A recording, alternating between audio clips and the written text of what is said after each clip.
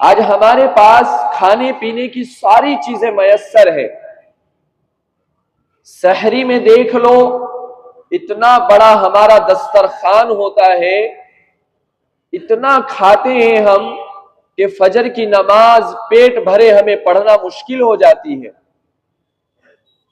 اللہ نے بہت ساری نعمتیں دی ہے. پھر آدمی فجر پڑھ کے جو سوتا ہے آدھا دن تو سونے میں گزر جاتا ہے کہ بازار کھلے تو دوپہر میں، دکان کھلے دوپہر کے بعد، آدھا دن سو کر گزار دیا.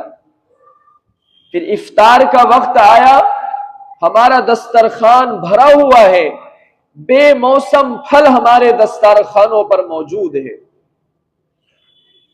پہلے زمانے میں تو لوگوں کو پھل بھی موسم میں ملتے تھے. آم کا موسم آم، جام کا موسم جام، اور تربوز کے موسم میں تربوز. آج تو ٹیکنالوجی کا استعمال کر کر کے بے موسم پھل ہمارے دسترخوانوں پر موجود ہے. اتنی ساری نعمتیں اللہ نے دی ہے کہ افطاری میں دسترخوان پورا لبریز ہے، بھرا ہوا ہے. اتنا کھاتا ہے آدمی، کہیں پھل ہے، ڈرائی فروٹس ہے، اور پتہ نہیں کتنے مشروبات ہیں کہ مغرب کی نماز پیٹ بھرے پڑھنا مشکل ہو جاتی ہے.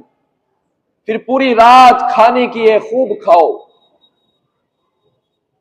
لیکن ان سب نعمتوں کے باوجود کتنے سارے مسلمان ہیں جو اتنی ساری سہولتوں کے باوجود رمضان کا روزہ نہیں رکھتے ہیں.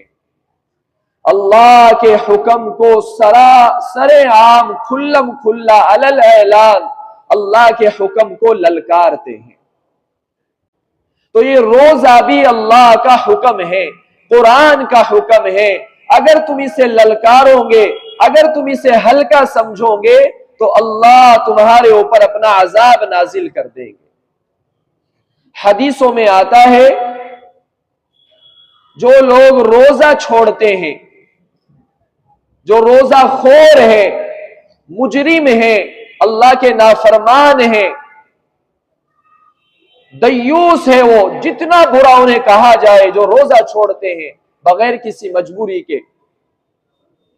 تو حدیثوں میں آتا ہے روزہ چھوڑنے والوں پر جو سب سے پہلا عذاب دنیا میں آتا ہے، سب سے پہلا عذاب، اللہ ان کے دلوں کے چین اور سکون کو ختم کر دیتے ہیں. چاہے وہ کتنا بڑا مالدار کیوں نہ ہو، کبھی دل میں چین اور سکون اور اطمینان نہیں پیدا ہو سکتا.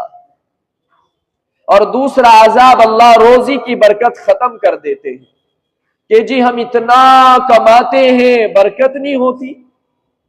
تم اللہ کے مجرم ہو، اللہ کے حکم کو للکارتے ہو، تو پھر کیسے آپ کو دلوں میں اطمینان اور تمہاری روزی میں برکت پیدا ہو سکتی ہے؟ اس لیے میرے پیارو روزہ رکھیے.